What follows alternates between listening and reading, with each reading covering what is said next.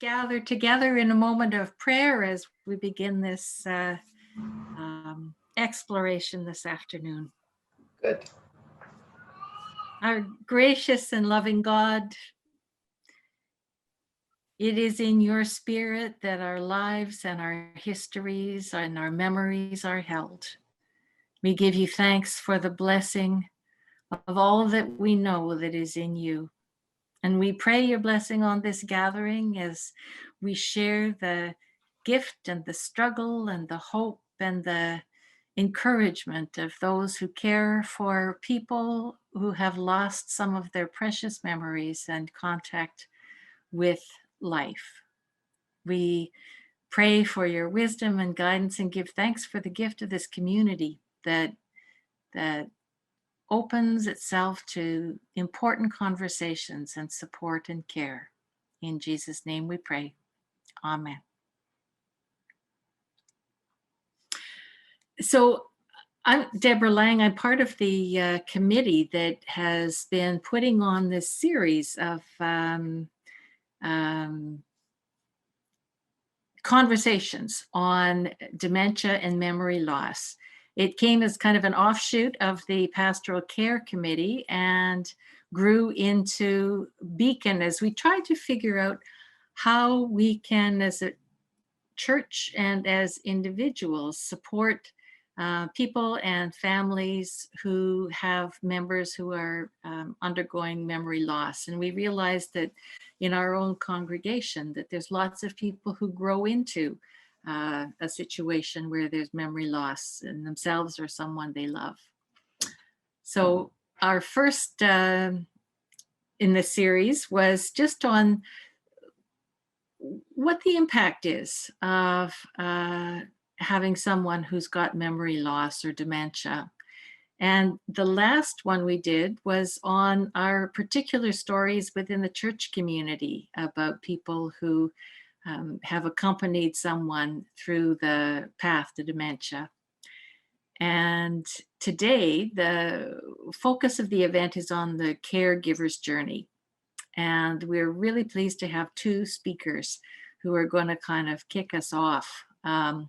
One provides professional support and has been a caregiver, and one who is walking with his wife and has become an advocate for people with dementia.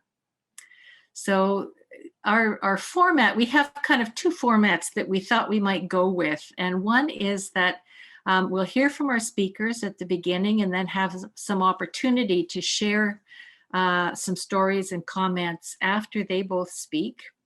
And depending on how the time goes, we might just continue to stay in this one group that we are together. Or if it looks like it would be valuable to break into smaller groups so that more people can share and ask questions, then we'll do that. So we'll decide at some point in the in our gathering whether we just continue as a whole group or break out.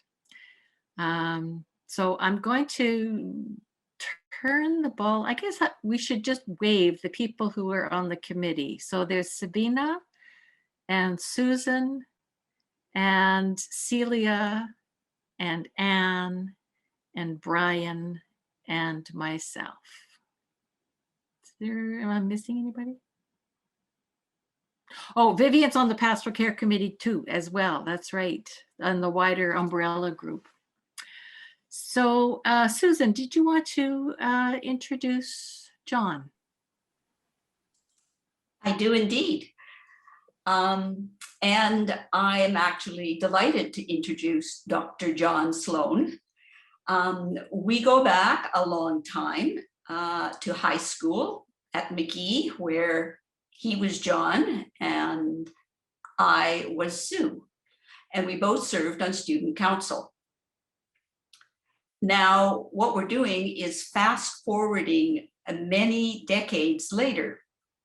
Now, John is a medical doctor. Currently, he's practicing on the Sunshine Coast, but he has spent more than 25 years offering medical care to the frail elderly, helping them continue to live in their homes and avoid unnecessary hospital visits. In 2008, he began HomeVive, a multidisciplinary practice of doctors, nurse practitioners, home care support, and social workers. Together, the HomeVive team is available to provide 24-hour assessment for those John calls sunshiners. Sunshiners are people who value comfort and honesty over longevity and high degrees of medical intervention. Over the years, John has been able to listen with compassion as the old talk about their hopes for their later years. He's also seen the crises that mark our stages of decline. And he knows the kind of support and difficult conversations that are needed to help people achieve their hopes, both for maximum independence and for maximum autonomy. More recently, he's actually stood on the other side of the gurney, so to speak.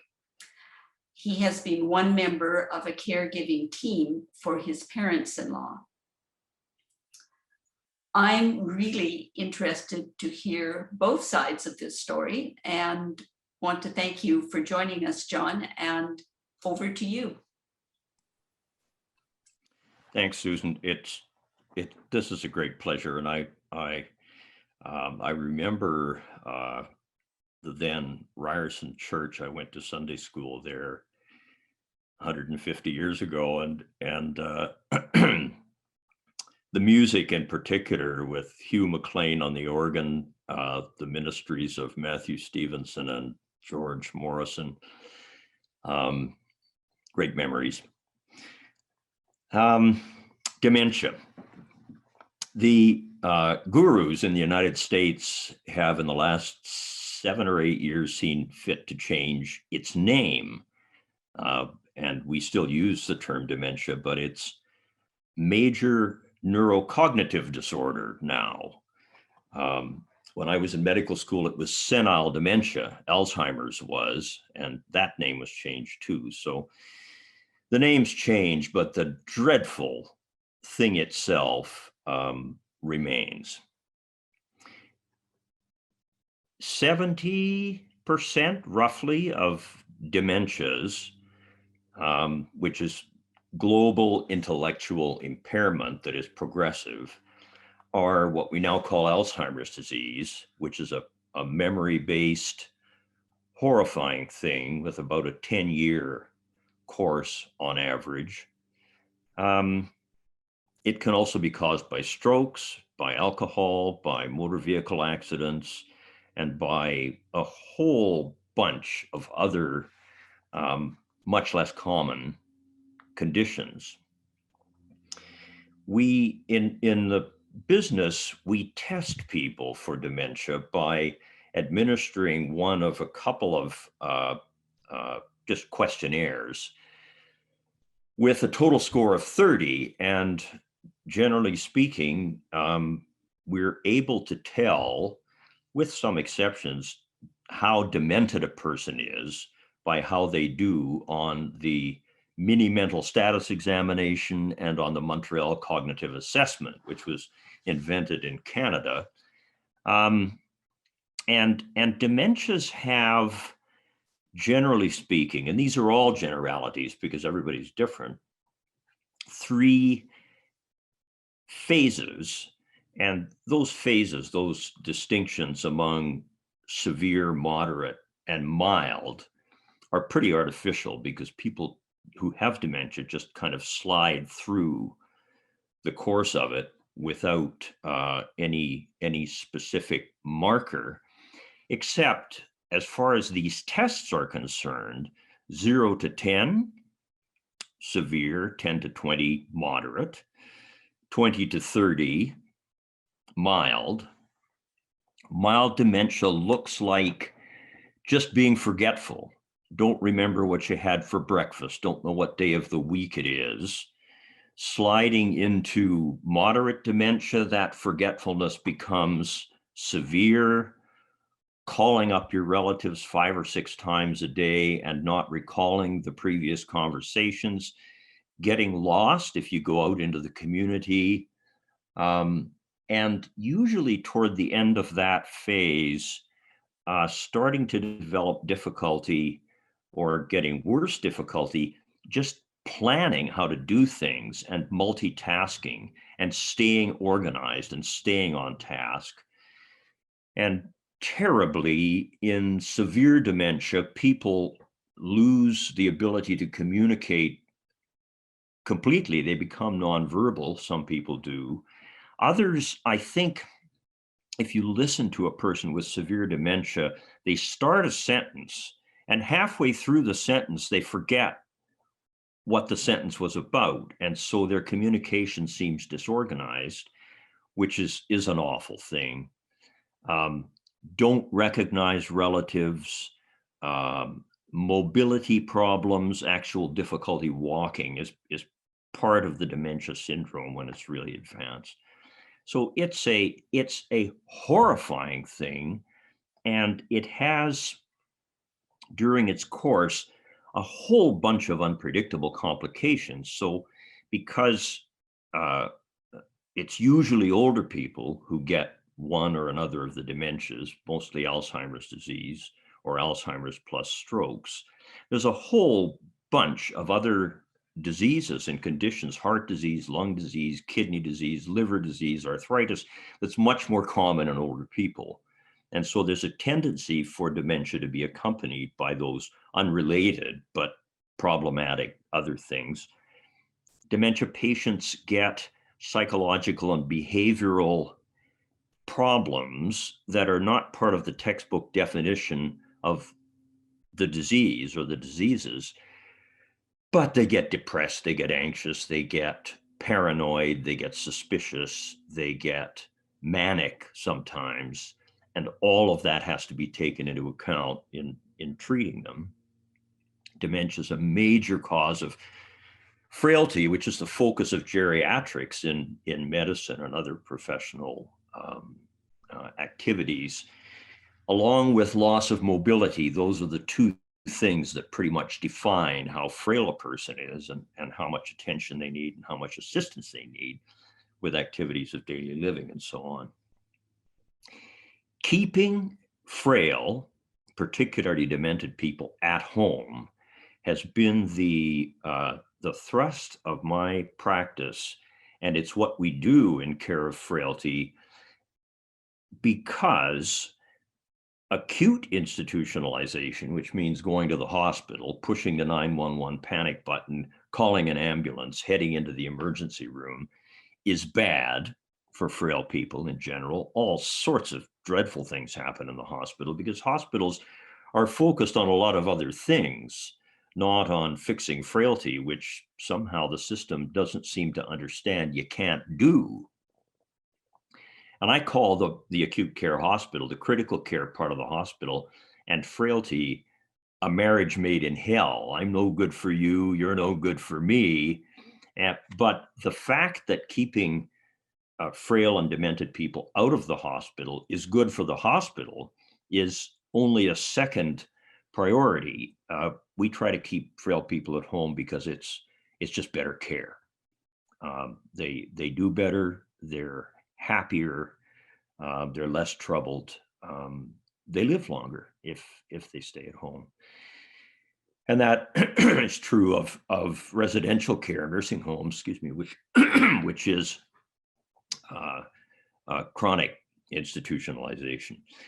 But there comes a time as a caregiver, and many of you may know this, and I found it out myself, when there's a straw that breaks the camel's back and you just can't handle it anymore. And there's no shame to somebody going into residential care, nursing homes, once it's just no longer possible. It's often incontinence, especially fecal incontinence, or behavior trouble that you can't she can't get a handle on. Medical care of demented people, from my point of view, consists of several things that are rare actually in the business. One is multidisciplinary. There's going to have to be a rehabilitation person, a social worker, or a social work function, nursing, as well as the doctor or nurse practitioner. And crisis in frailty and crisis in dementia, trouble cropping up, happens outside of office hours inconveniently. And so not only do you have to visit these people at home, but the doctor has to be available 24/7. And I've been doing that for a lot of years, and it's not as bad as some people would think. I don't get a lot of calls. I got a call this morning, and as soon as this is done, I'm going to go and see a lady in Gibson's who's much more confused this morning than she was a couple of days ago. She's got a great family. They take good care of her, and it's a Sunday. And the alternative would be for her to go to the emergency room, which is just unacceptable. It's one thing to do medical care of frail people, but I found out when my father-in-law, my wife Robin's dad, developed dementia about 15 years ago, just how difficult it is to have a loved one and to be responsible for that person who's essentially losing their mind. Nigel Clark, my father-in-law, was a GP, absolutely brilliant man. I tried my best to be as smart and as cool and as charming and as wonderful as Dr. Clark was. And no, I couldn't do it. He was absolutely amazing. Quick thinking. He had 3 thoughts to my one. Generally respected in the business, liked by everybody. One summer, we knew something was wrong. He started to get depressed. He'd never been depressed in his life. He started to be bewildered. He'd never been bewildered in his life. The diagnosis was made. He had a dementia that focused on a mood disorder, on depression. It was horrible to see him that way. A psychiatrist got him on a bunch of medication that worked for the depression, but his mind was slowly deteriorating. And we had to take on more and more of responsibility for just looking after him at home. We had lots of help. But what astounded me was how little my practice of caring for these people medically prepared me for what that was going to be like, to actually take responsibility for somebody who was in that kind of trouble. You, as a caregiver and an advocate, you got to swim against the stream. Traditional medical people want to emphasize rescue and prevention, which are business as usual in healthcare, when actually it's comfort and maintaining function that are paramount in these people. And it may be it was difficult for me, but how difficult can it be for someone with no background in how the system works and unable to manipulate the system and not understanding who to call and when to call and how bad a problem is when it's bad. So I learned something that my training and my experience in medical care had not taught me at all. Another thing is that keeping frail people at home is really, really difficult. It's difficult to care for them, but there's also a tremendous temptation to get people into the hospital where, of course, they can fix everything, we think, but of course they can't. And so a frail elderly person in an acute care hospital, it generally speaking tends to get into more, not less trouble. It's expensive. It's expensive in terms of money, and it's expensive in terms of your time. People have to quit jobs. People have to give up other aspects of their lives. The so-called sandwich generation between an elderly person and, say, teenagers that you have to raise. It's very hard to do both at once. Another really kind of terrifying thing that hadn't occurred to me out of my practice and in my practice is dementia really changes people.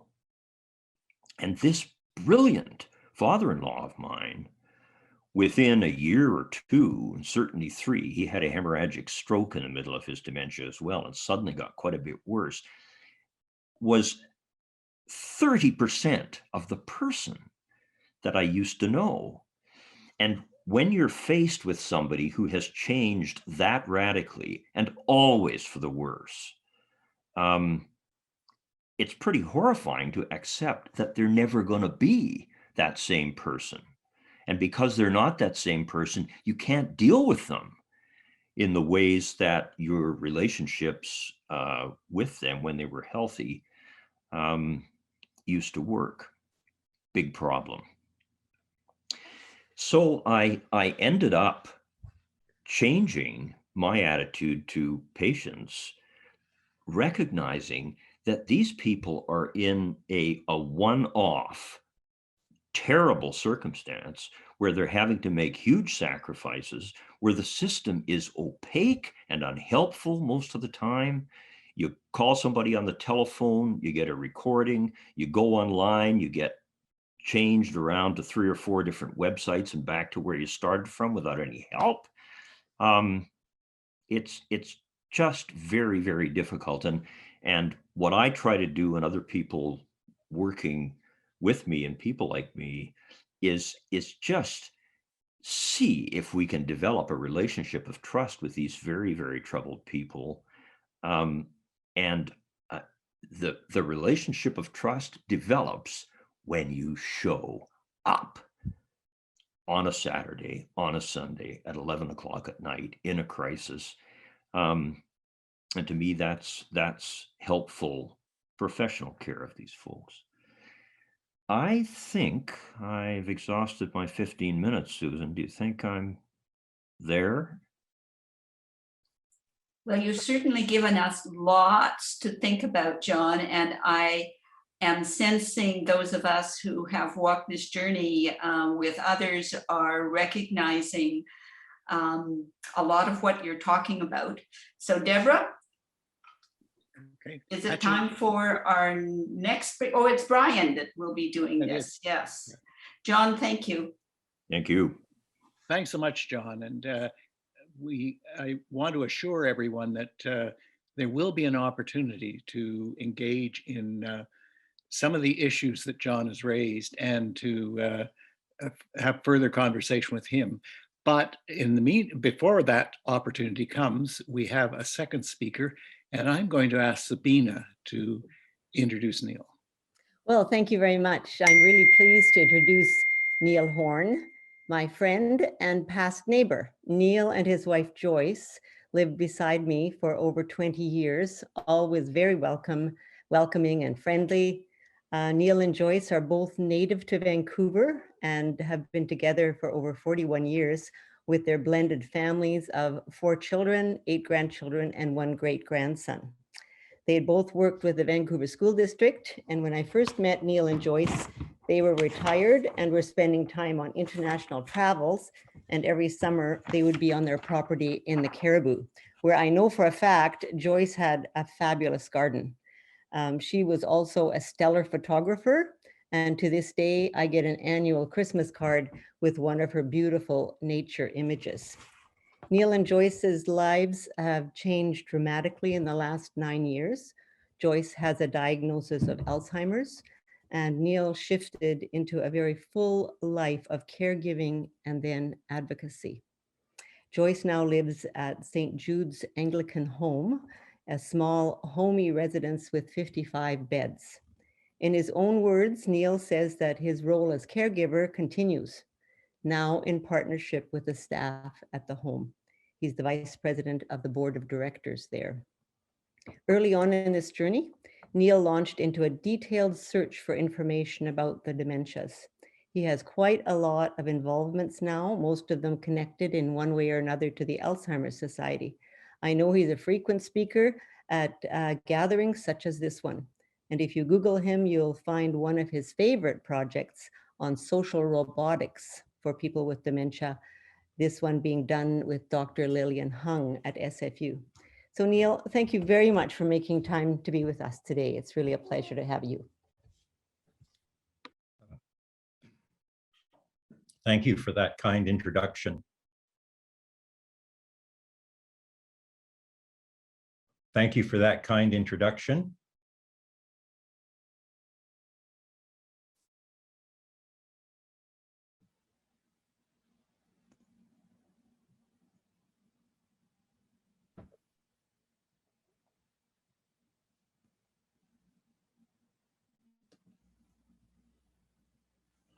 We can hear you, Norm. We can hear you, yeah. Yes, can you hear me? Okay. I'll start where I was. Thank you for that kind introduction, and thank you very much for having me this afternoon. I found the first speaker, Dr. Sloan, to be very, very interesting, and certainly it'll be helpful in building a context of what I want to say.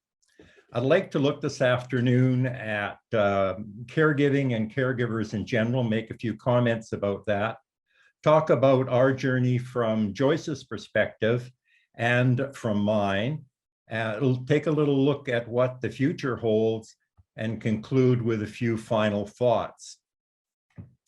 But first, I want to situate us with a quote from Merle Calmer in her book, Slow Dancing with a Stranger. She says, "My bookshelf is lined with tomes on dementia care, yet the page I need always seems to be missing.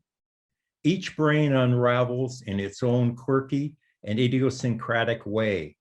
I have learned firsthand that there is no single solution to taking care of someone with dementia." So what about caregivers? They come in many shapes and sizes. There are spouses, children, other relatives, friends. And I think it's important to remember that not all people living with dementia have a caregiver. The relationship, in my observation, tends to be strongest with spouses, it's very strong with children, and quite variable with the others. There are a number of challenges involved. That pre-onset relationship doesn't change just because the person got dementia. It is still central. Involvement of the other family members, and I put involvement in quotation marks usually because it can vary in a whole bunch of ways. The skill set you bring to it, physical and mental health, frailty yourself, and acceptance of the role and the reality.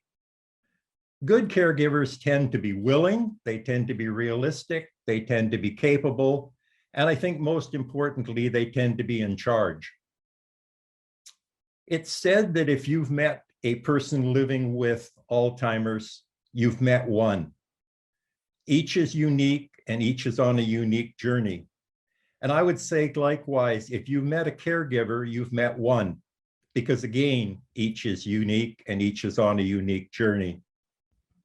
Dementia in our current society comes with that overshadowing stigma, denial, confusion, misunderstanding, misinformation, fear.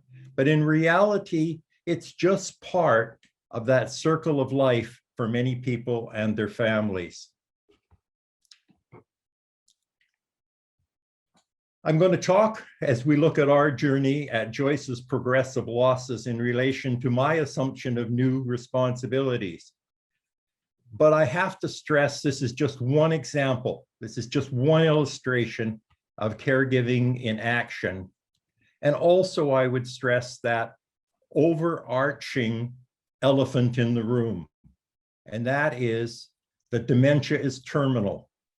There's no noteworthy interventions. There are no treatments. There are no cures. Back in 2012, 2013, when we first noticed this quote, memory loss, dementia-related memory loss, I slowly evolved from questioning it to accepting it. I was very confused, I was very uncertain, and I was afraid.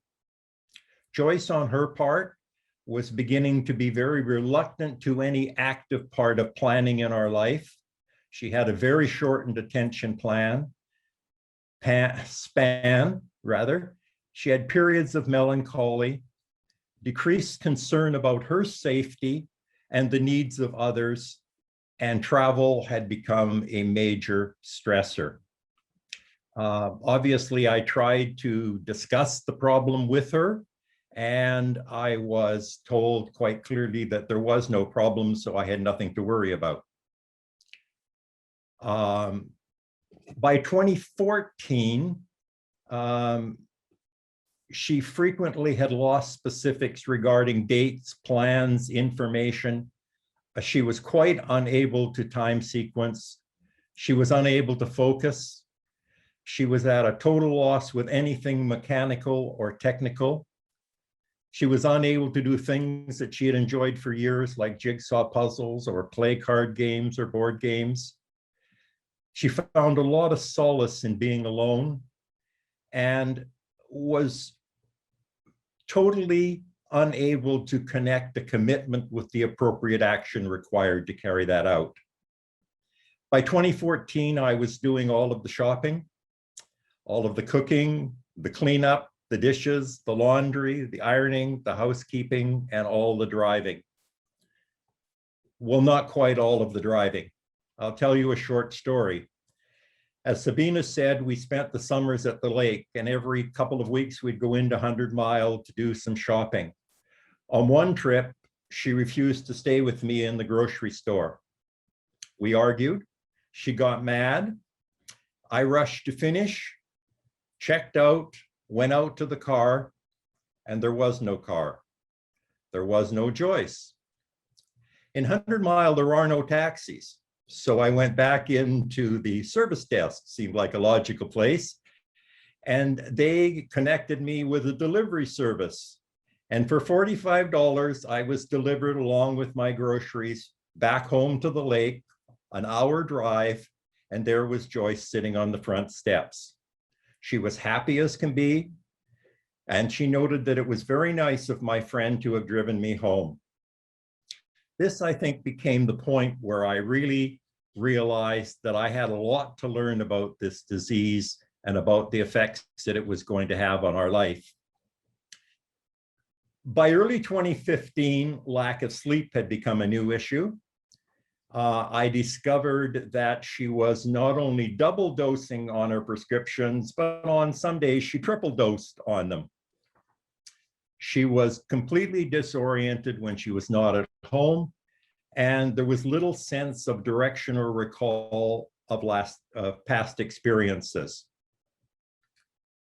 We decided to take what I realized would probably be our last trip to her favorite vacation spot, and that was Puerto Vallarta.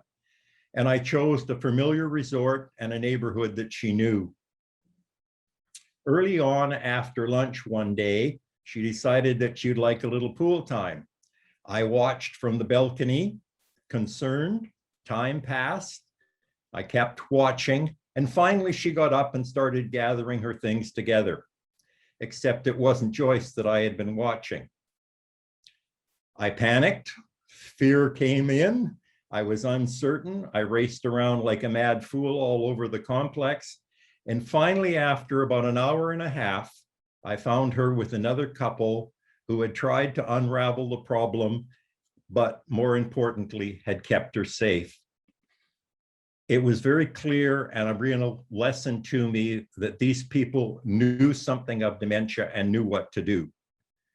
As if that wasn't enough on one trip, a couple of weeks later, we had breakfast on the marina, and Joyce decided it was time to go out and check the crocodiles that swim amongst the boats. So she left, and I stood there trying to get somebody to take my money to pay my bill. You can guess what happened. As I went out of the restaurant, there was no Joyce. Much later, she reappeared, unconcerned, taking in the sights. And when I asked her, weren't you worried? She looked at me and said, no, you always find me. Such misplaced trust from a dementia patient, I can tell you, is very, very scary. When we got home, we went to her family doctor. The doctor realized there was a serious problem. She did the tests that Dr. Sloan had talked about, and she referred us to a gerontologist. I took charge of her prescriptions. I took her car keys. Unwillingly, I became less consultative and more controlling. We met with the gerontologist in August for interviews and more tests, and the gerontologist told us that she was quite comfortable in diagnosing a case of Alzheimer's form of dementia. She referred us to the Alzheimer's Society. By late 2015, things were escalating. The decline in regard to both memory and behavior was obvious. All people were causing Joyce stress, and so she avoided people in general. Self-isolation, humming, singing, playing with her stuffed animals, looking out the window, just sitting alone was commonplace. There were nightly accidents, missed meals, poor personal hygiene. She refused to take her prescriptions often, and she became defiant and belligerent, and usually without any particular context. Nighttime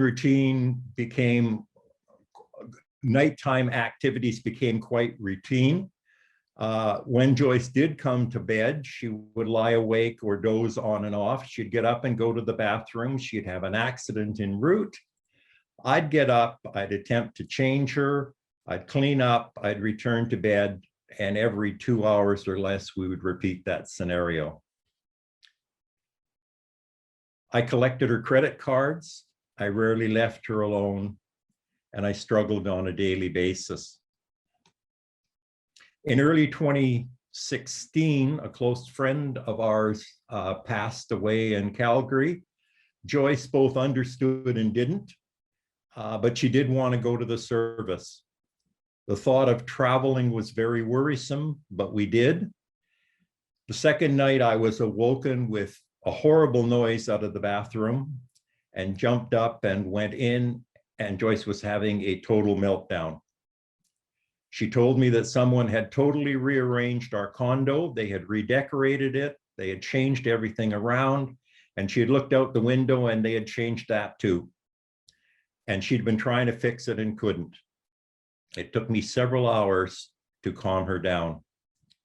Crowds, unfamiliar settings, emotional overload were now major stressors to her. She was receding further into her own world. She was not eating. She was not sleeping.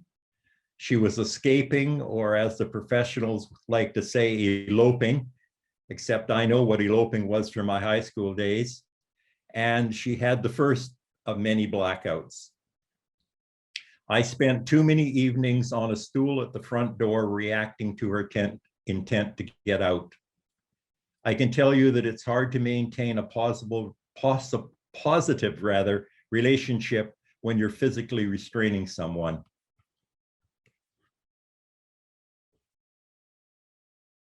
Any kind of a social life was very difficult, but I did try and take us out to restaurants as often as can be. She never was able to make a decision and would spend the time in the restaurant reading the menu, mainly to me. On one occasion that was an important one to me, I said, "Did you want me to order?" And she looked at me and she said, "No, but you could tell me whether you want me to use my Alzheimer's brain or my other brain." I can tell you that that is the first and only time in our Alzheimer's journey that she acknowledged that she had Alzheimer's. On my part, I was feeling a sense of failure, inadequacy, and incompetency. We had our second visit to the gerontologist, and testing disclosed that she had dropped considerably in her test scores in that 6 months. We were referred to a Vancouver Coastal Health case manager. I hired private care aid assistants twice a week so that I could get some shopping done, some chore time, and a little bit of respite. Joyce was totally unable to manage on her own. My attempts to give care were exacerbating things much more than helping. Finally, I contacted the case manager. I advised this dual role of caregiver and loving spouse had hit the wall. And I conceded that I was no longer capable of providing the level of care that was now required. The caregiver reviewed the situation. She interviewed Joyce at length. She interviewed me, and she advised that action was past due. 1 month later, Joyce was placed in long-term care. From late 2016, when that occurred, until now, Joyce has been in long-term care. I could say she's happiest when alone. She avoids groups at the home and is very much in her own little world. She wanders and paces. She needs total care with dressing, grooming, bathing, personal hygiene. She does feed herself, cut up meals. She's totally incontinent. Mobility is decreasing. Blackouts and seizures continue. But she's very content. She's in good spirits. She's happy. There's lots of singing. There's lots of smiling. She recognizes me and she still lights up when I walk into the room. And most importantly, she's very well cared for by an excellent staff. How do I feel? Guilt, relief, and massive uncertainty. I've tried to personalize her room. I visit daily for an hour and a half. Well, I did until COVID-19 affected all of our lives. I bake her cookies. I celebrate birthdays and holidays. I buy and repair her clothes. After 35 years, I sold our condo next to Sabina. It had a million good memories, but the ghosts were getting to me. I try and stay positive, try and stay busy, and I try and maintain my social contacts. And so that's where we find ourselves today. The progression will continue through the stages of late dementia and to severe dementia. Joyce and I have two huge challenges, yet to come. The timeline is an unknown and the specifics are speculation. I want her passing to be painless and peaceful, as would be her wish and as is my prayer. Well, that was quite a downer for a nice sunny Sunday afternoon, and I apologize. But that is the reality that I and all other caregivers face. By being honest and even blunt, I look not for sympathy, but hope for understanding. My journey is challenging, it's difficult, but I can't imagine what it's like for Joyce. So what can you as a group do? Well, you've already started. You're acquiring that working knowledge of dementia, of caregiving, of dementia-friendly community. I would also encourage you to work with caregivers that you know, to seek information, to seek support from groups like the Alzheimer's Society. And as you support caregivers, observe and sense, and then act accordingly. It will always be better to do something. And please do not judge.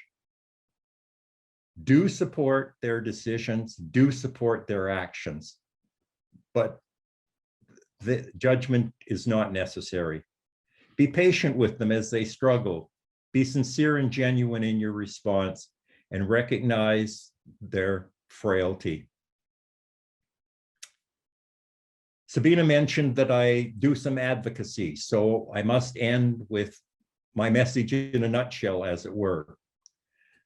While I care for Joyce, I also care about our kids and our grandkids, about our family and our friends, about our neighbors, and about all those who may face the dementia reality.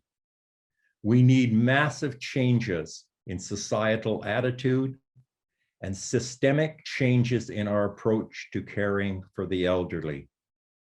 But real change requires stating a choice to do what is required, not announcing a hope to, not proclaiming an attempt to, not voicing an aim to, but publicly declaring a choice to, because with choice to do comes the commitment to do.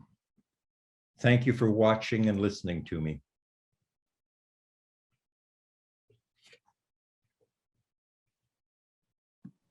Thank you, Neil. We really appreciate your bluntness and your message and your honesty and your humor and everything that's part of the caregiver's journey. And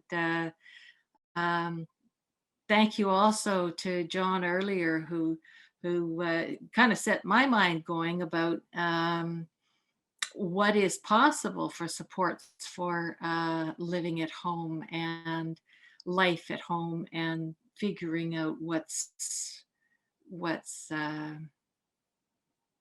possible in our communities.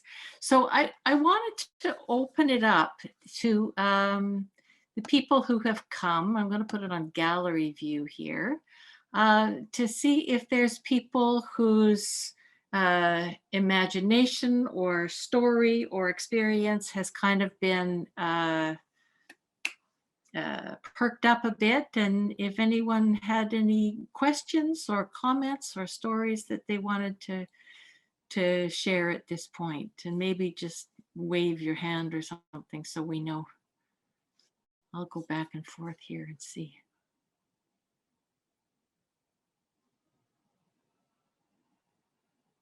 I wonder too, Deborah, if John might have some response to Neil, or Neil would want to respond to John.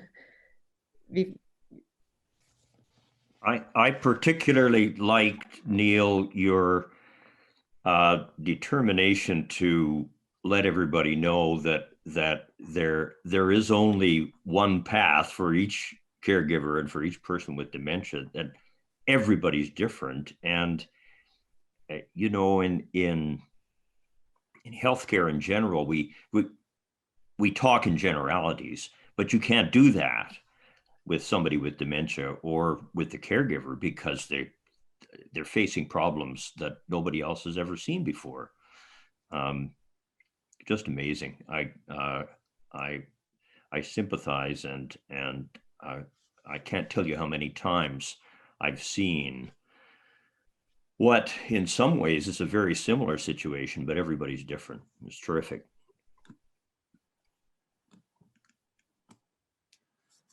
I noticed that Joanne had her hand up. Okay, Joanne, yes.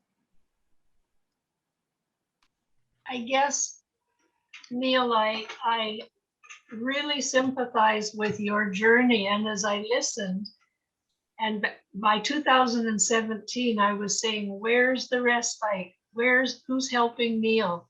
And right now I'm helping a spouse of a friend who we had to place.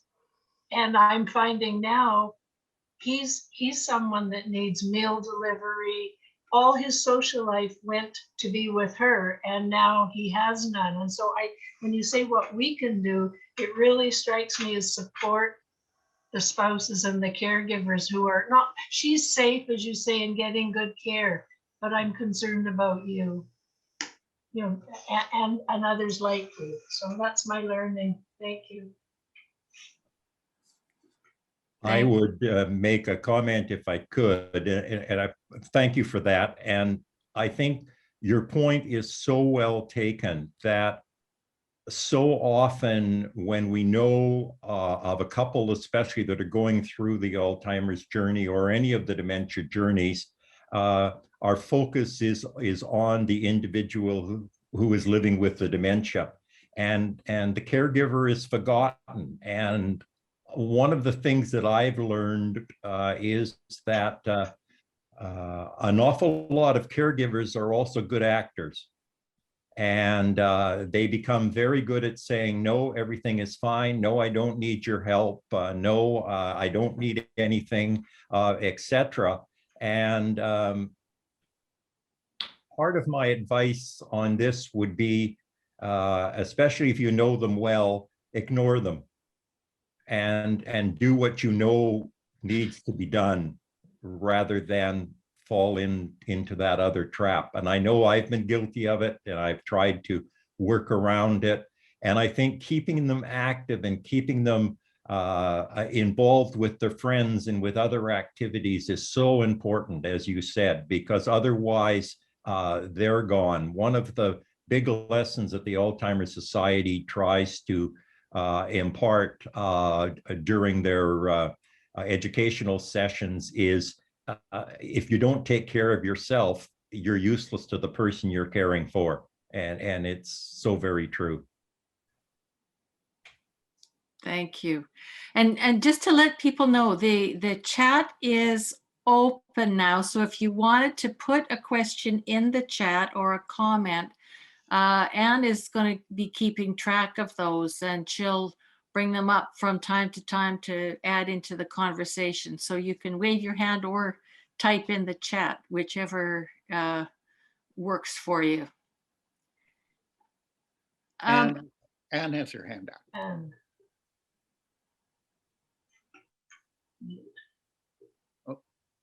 I'm following up on what Neil had to say about how to support caregivers. And I know as a church community, I think we find this so challenging to be respectful about people's sense of pride and ability to cope, and that extra step that may be needed to say, are you sure? Couldn't I help? Couldn't I do this? You know, none of us want to appear as busybodies. And at the same time, we so need to leave space open for people to say, perhaps they could use a little bit of help. So the compassionate ask seems to me to be really important. Thank you. Yeah. And Garchard, did you? No. Okay. There is a question that Ken Reeder put into the chat that I'd like to highlight to either John or to Neil. How important is it for dementia, people living with dementia and their loved ones to arrange for post-mortem donation of brain tissue to one of the local research organizations, such as the UBC Unit on Alzheimer's and related dementias? Yeah, that whole world of research is way over my head. I'm a primary care doctor, and I'm sure that's valuable and important. It to the scientific community, it's certainly very limited. Can, I think, benefit to the patient or their family. You know, there's some genetic connection with some dementias, but it's tenuous, because you have a family member who had Alzheimer's disease doesn't necessarily predict that you or your siblings are going to get it. So and you pretty well know Alzheimer's disease from Lewy body dementia, from multiple infarct or vascular dementia, just clinically. So I would, if you know somebody in the research community, I would talk to them and ask them that question. To be honest, I don't know the answer.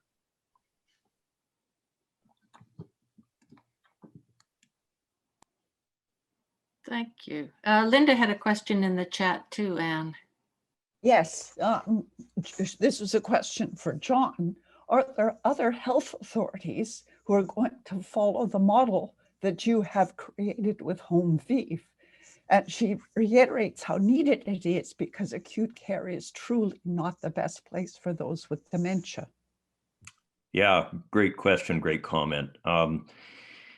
We found, because VIVE, as we call it, Visits to Vancouver's Elders, was the acronym there, was more expensive on a patient by patient basis for the region, for Vancouver Coastal Health, that we had to, as my dear friend and former medical leader of Home Vive was saying, Jay Slater, you have to lie down in front of the bulldozer, otherwise they'll just wipe you away. And so it, far from being able to actually extend that kind of care to Richmond or Burnaby or the Sunshine Coast, and I'm trying to do it on the Sunshine Coast now, and COVID slows everything down. But there's also a conservative element among my colleagues here that I have to sort of find my way through.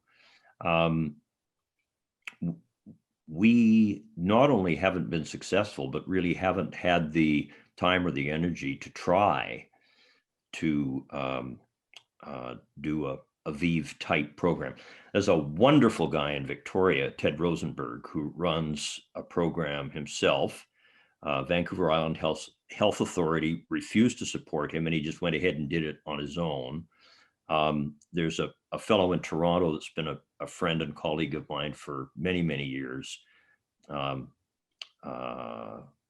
Novoshinsky is his surname, who also runs a program. I believe there's one in Edmonton, but it requires a fair bit of success at dealing with health administrators, and you don't always win those struggles. Easier said than done, for sure.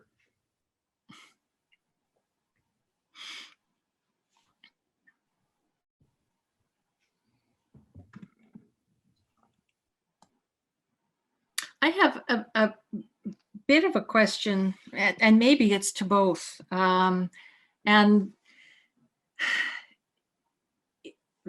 in pastoral care, what I've seen in couples where one partner gets dementia is that the stress on the couple in terms of what had been a respectful and mutual relationship ends up, like Neil says, being I'm in charge and I'm making decisions for both of us. And then there's a lot of loggerheads that blow into each other when that happens. And so the stress on marriages is really high. So is there kind of holistic care? Like, one of the problems that I've seen is that one person goes to the doctor, the person who has had diagnosis goes to the doctor, but sometimes they don't want their partner to go with them, where they'll just tell them what the doctor said, and the doctor has no right to kind of evaluate the unit.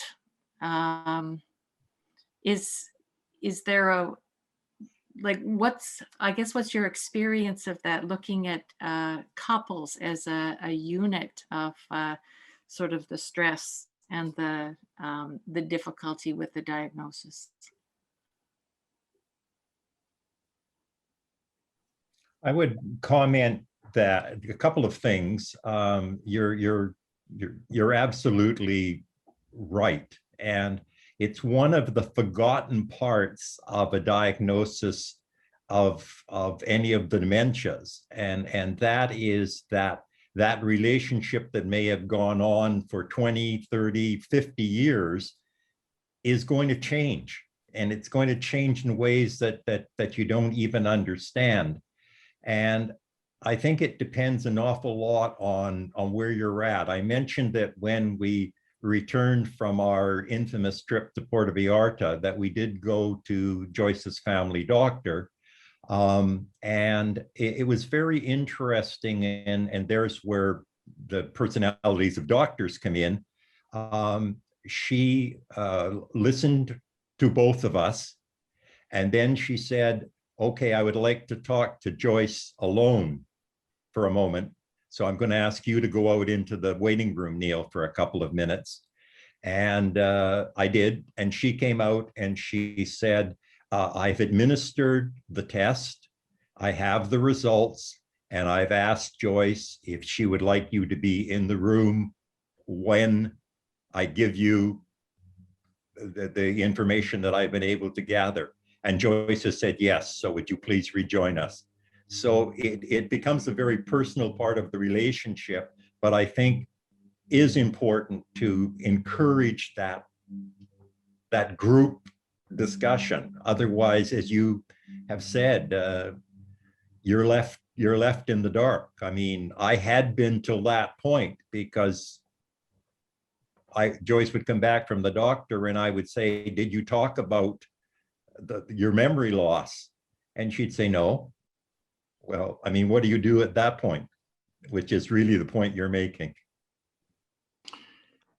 Neil, it's to me unbelievable the extent to which confidentiality has taken over from access to information in healthcare, and that's an example of a situation where, and I don't know the family doctor, and I don't know what stage of things your wife is at, but boy, there is a right time to do the wrong thing, and for me, what you're talking about would be one of those. You've got to bring the informal circle of care, the primary caregiver, but also the all sorts of other people who can be helpful into the conversation, independent of the poor, troubled dementia patient who's lost insight and lost judgment. You were talking about how she would tell you nothing's wrong, and that's so very common. Yeah. I think we have to bring everybody in and let them know what's going on. Janet had her hand up just a minute ago. Yeah, I'm just saying I have two older sisters, both of whom slipped into kind of crisis last year, about a year ago, just as the COVID thing was settling in and startling. So it's during that time, everything I guess became more difficult. I wouldn't know because I was a beginner at that point, but I am distant from them. I can't travel to them. They can't travel to me. One of them, her daughter works fairly good contacts for me through Zoom and stuff like that. The other one doesn't. I'm trying to support the people who are caring for her in place. Is the best I can do, I think, at this point. I guess I don't know. I just it seems so sad to watch my big sisters who've always been there in my life, pillars of my universe, see them both slipping into very difficult situations. One of them is in care already and will move to long-term care soon. She had a massive stroke, so she's not able to care for herself, and that's clear to everybody. But my other sister is living on her own with a great deal of support from a great many people from her church, especially, and that it's nice, but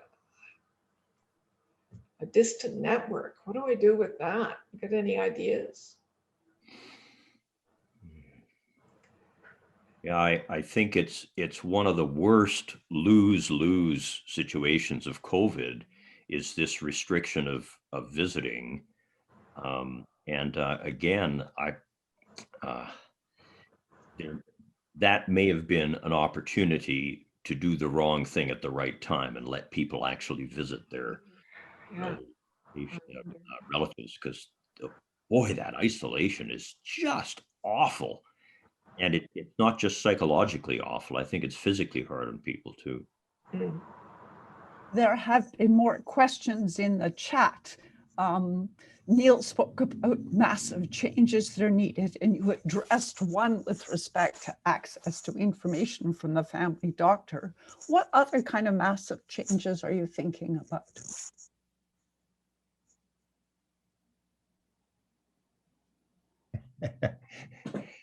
If I were 20 years old, would I have a list? As an aside, I just before the session this afternoon stopped at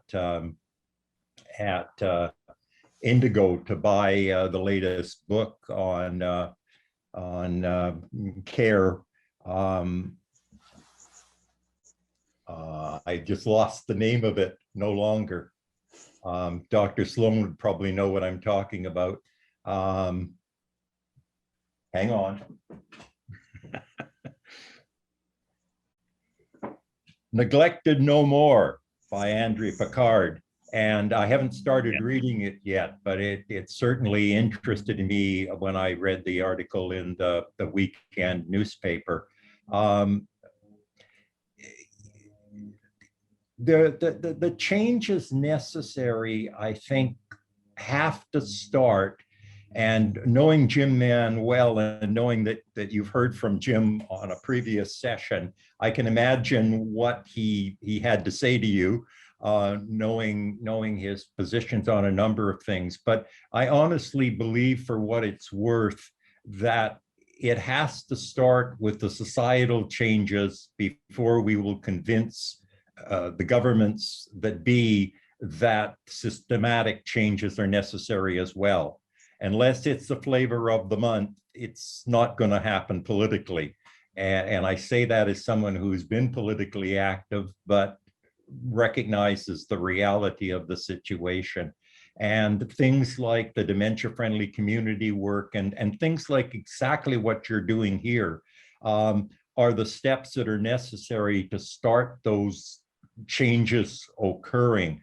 But it's not easy. And the fact that I referenced that my wife denied and has continued to deny that she has Alzheimer's is part of that. I mean, she grew up thinking that it was bad to have Alzheimer's.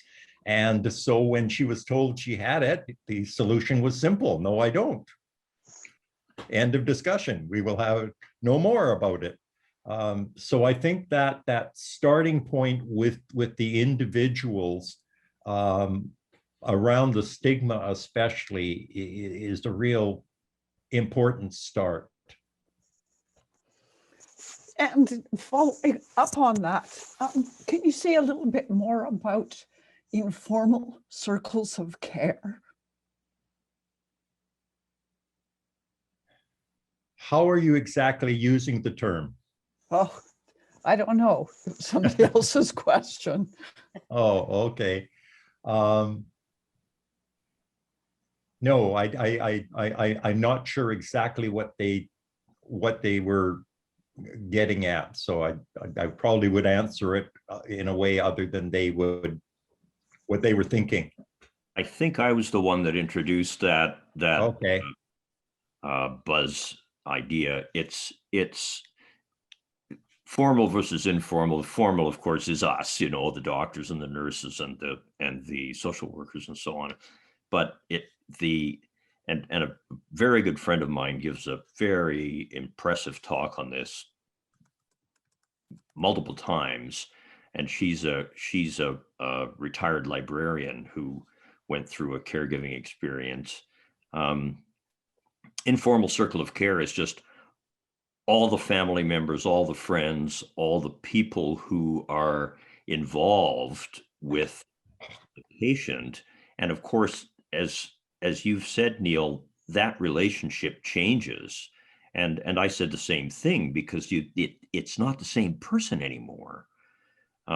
So a marriage in particular, huge and unpredictable differences. but that's the informal circle of care, is all the people who are non-professionally kind of close and concerned with the person. And very often, we in my business miss something like a little bit of worsened confusion, or a subtle breathlessness, or some changes that occur after you give somebody medication, that the family members or the neighbors or the friends appreciate. My goodness, this is much, much different than it was. And something's got to be done about that. And, you know, I'm embarrassed by members of my profession who, you know, someone goes to them and says, "When I look, Mrs. So-and-so just isn't herself anymore since you prescribed that medication." And the response is, "Well, what medical school did you go to?" You know, so there's part of the problem is just professional blindness and arrogance, and I hate that, but we see it. And I've been guilty of it, of course. Neil, can I ask, if you think about your wife's name's Joyce? Yes. If you think about the time after her diagnosis and before she went into care, and you think about since she's been in care, can you think, does something stand out of a kindness that someone did for you in those two situations, either dealing with her at home or dealing, like, how can people be kind to you or to a caregiver with someone whose partner is in care, or someone whose partner is at home and they're struggling? Can you think of something that stood out for you as a kindness that just really was helpful or is helpful now? I think nothing leaps into my mind because there were a number, and they were basically, and that's the way I would answer the question. It was basically our friends not forgetting that we were a couple and inquiring after both of our healths and needs and where we were at. And that's continued. I mean, in May of this year, my wife will have been end of May, will have been in care for 5 years. And yet our friends still call, still ask. And it isn't just about me, it's about her too. Like, we are, it's hard to explain, but we are still a couple in their mind. We've changed a lot. They can't visit her. Most of them haven't seen her for 5 years or more, but they'll call and they'll make references to, well, one that's off made is that just before Joyce went into care, we had a 75th birthday party for her, and off they will say, "Wasn't it perfect timing that you had that party and you had us all together to see her for what turned out to be a last time?" But they treat her as someone who is still here in their questions, and that may be more me than other caregivers, but to me that's been very, very important. It's been very helpful and very meaningful, especially with friends. Thank you. I wanted to ask a question, and I think, Neil, you referred to primary caregivers, particularly a spouse, but in some cases, and this is certainly true with my own mother, who was widowed when she went into dementia, the caregivers were her children. And there were two issues there. One is that fortunately 2 of her sons and their families were in Saskatoon present. I was the exception. I was in Vancouver. And I think there's a particular kind of dilemma for children who are at a long distance. And you try to do the best you can to get back as often as you can to be physically present, but realistically, that's never in your own mind sufficient.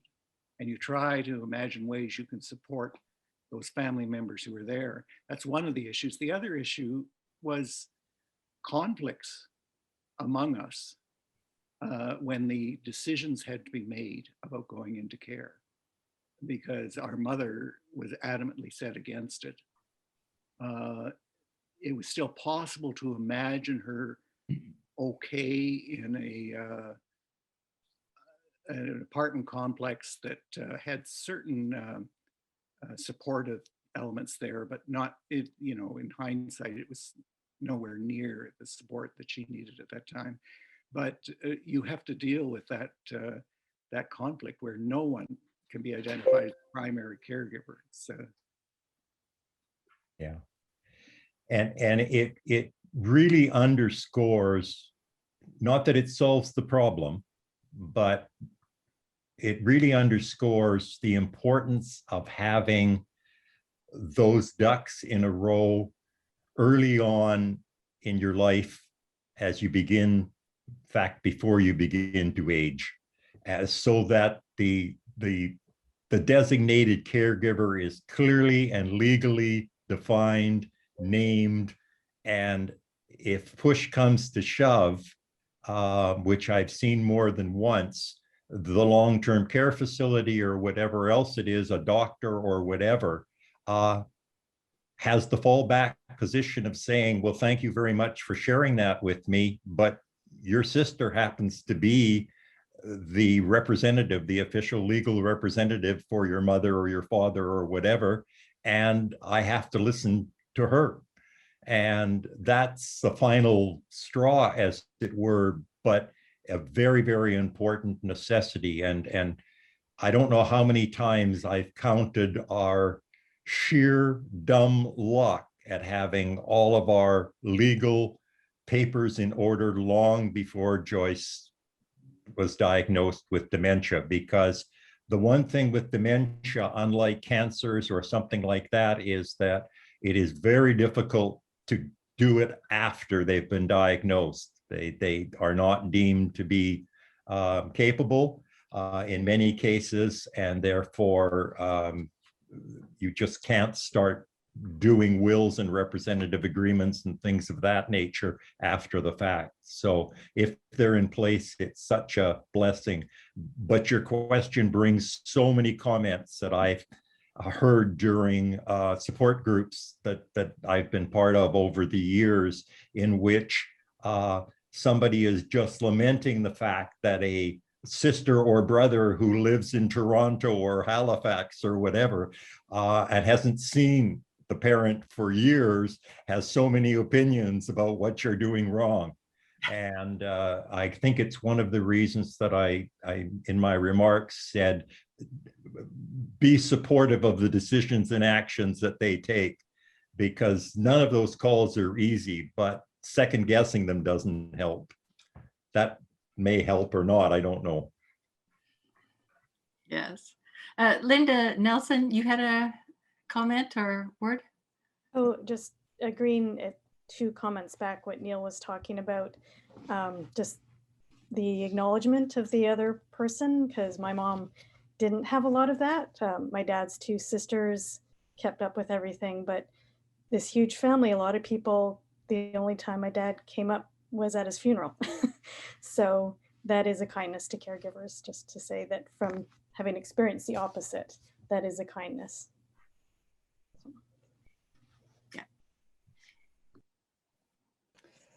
Ken Reeder was curious about how extensive really good residential care is around the province, similar to what you've experienced at St. Jude's.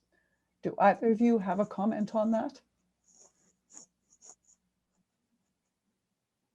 St. Jude's is special and has been for the whole time I've been in practice. It's just beautifully run, and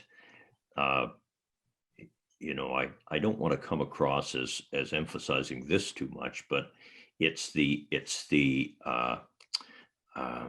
trust and love based willingness to break rules, willingness to do things in a way that works for the individual, that often counts. And in many facilities, and I know many of them, things are done according to a set of rules, and there's no inspiration in the leadership. And as they say, the fish stinks from the head. Usually it's the administrative leader that sets the tone. And boy, there are a lot of places that nobody wants their relatives to be in. And unfortunately, it's those sometimes that set the tone culturally for what we think of being in care. St. Jude's is exemplary. It always has been. And following up on that, I think what we can do is respectfully call staff in care facilities who act patronizing, treat people with dementias like children. John, yesterday I won't name the facility, to visit my friend for a walk, and it was 4 o'clock, beautiful day. And the staff at the door said, "Oh, it's too close to dinner." And my friend, in a non-Alzheimer's moment, a brilliant lawyer in her day, said, "Excuse me, I will choose to go walk with my friend, and if I miss dinner, that's more important." And it was just, yes, but for us to if she hadn't to say, "Excuse me, it's Linda's choice," and in VGH, in a 3-week time, when the decision of where she'd move, I was shocked at the behavior generally of the staff versus out in the community. So I think we have a lot of work to do, but we can just remind people about the behavior we want. Yeah, and you do get by the wrong kind of institutional staff branded as a problem patient. Yeah. If you're not careful. So there's some sensitivity there.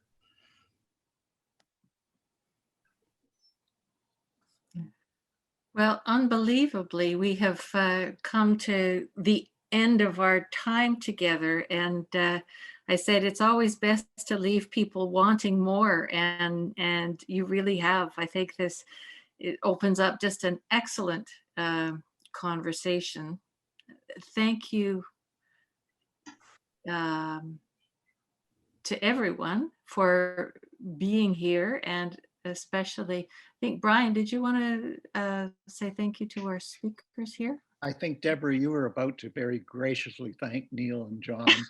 And so I will only reiterate what I know is in your heart and everyone here. Both of you have just shared so knowledgeably and so deeply your commitment to this community. And those of us, and I think it's probably a good number of us who have lived with parents with Alzheimer's or other forms of dementia, are so appreciative of the Alzheimer's Society and of Neil, the work you do in advocacy, and John as a physician who's about to go out on a Sunday afternoon, a beautiful Sunday afternoon. I'm here on Gambier Island, so I'm looking across at the Sunshine Coast, and think of you going to bring care and compassion and comfort to the woman that you will visit. So thank you so much for taking time out of your day, John and Neil, to share with us. Yeah, absolutely. Thank you. And I'm not sure if we'll go through the exercise now, but our committee is going to do another event, and we'd be very interested to hear from people about what aspect of dementia, circles of care, support, how will we be the church, whatever. What would you like us to address next? And if you want to email me at the church or something, that would be fantastic, just to see, give us a sense of future direction. And before we leave, I think Sabina had a couple of resources that she just wanted to bring to your attention that we have available to us.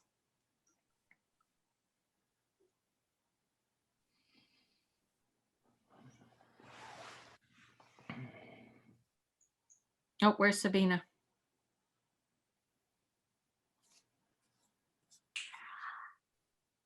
She doesn't seem to be there, and was perhaps her. Oh, there she is. Is she there? You got her books? Have you got your books, Sabina? Just at the moment, I have typed in seniorsHub.org. It's a wonderful place to go. The resources are constantly being updated. I would really urge you to have a look at that. And the other one is the Family Caregiver.